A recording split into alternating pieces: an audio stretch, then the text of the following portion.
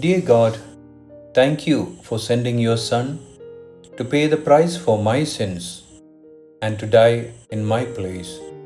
Thank you for offering me eternal life. പ്രിയ ദൈവമേ, എൻ്റെ പാപങ്ങൾക്ക് വില നൽകാനും എൻ്റെ സ്ഥാനത്ത് മരിക്കാനും നിന്റെ പുത്രനെ അയച്ചതിന് നന്ദി. എനിക്ക് നിത്യജീവൻ വാഗ്ദാനം ചെയ്തതിന് നന്ദി. 1 Corinthians 6:11. And that is what some of you were. But you were washed, you were sanctified, you were justified in the name of the Lord Jesus Christ and by the Spirit of our God. 1 Corinthians 6:11. നിങ്ങളും ചിലർ ഈ വകക്കാരായിരുന്നു.